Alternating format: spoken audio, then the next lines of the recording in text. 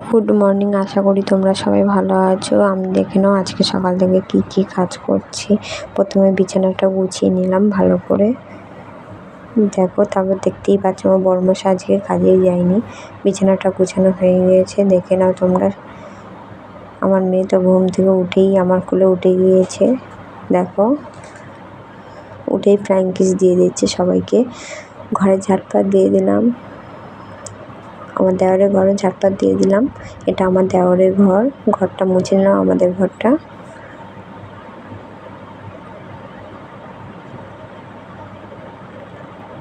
তাহলে দেওরের ঘরটা মুছে নিলাম।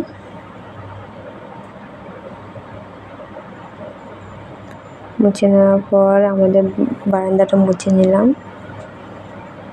মুছে নিয়ে এবার রান্না বসিয়ে দেবো। চাল নিয়ে নিলাম, চাল ধুয়ে নিয়ে চালটাও ভাত বসিয়ে দিয়েছি। মাছ কেটে নিয়ে মাছ ধুয়ে নিয়ে মাছ ভাজা বসিয়ে দিলাম।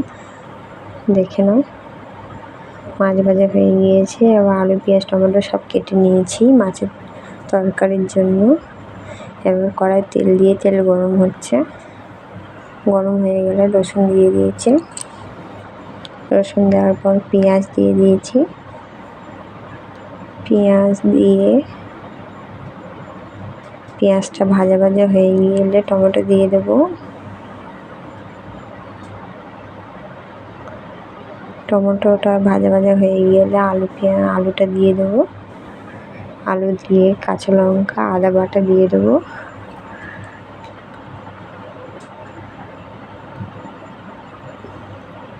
দিয়ে নেড়ে নেবো ভালো করে।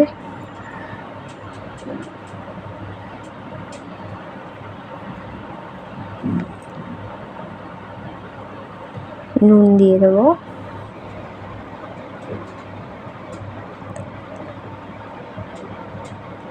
নুন দিয়ে নেড়ে নিলাম। এবার হলুদ দিয়ে দেবো।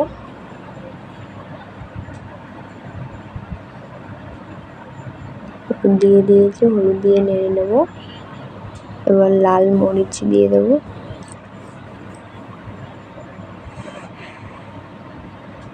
লাল মরিচ দিয়ে দিয়েছি, দিয়ে আবার নেড়ে দেবো ভালো করে। নেড়ে নিয়ে ভাজা ভাজা মতন হয়ে গেলে জল দিয়ে দেবো পরিমাণ মতো।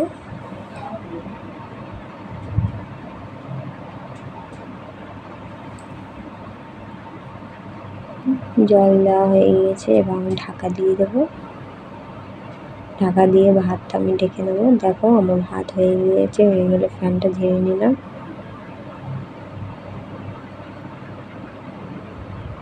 ফ্যান ঝাড়া হয়ে গিয়েছে, আলু সিদ্ধ হয়ে গিয়ে মাছটা দিয়ে দেবো। দেখো সর্ষে বাটা ছিল, সর্ষে দিয়ে দিয়েছি। দেখো আমার মাছের তরকারি হয়ে গিয়েছে। এই দুপুরে ভাত, দেখো আমরা এবার খাবো। Bye bye. আজকে এই পর্যন্ত ব্লগ। তোমরা ভালো থেকো, বাই বাই।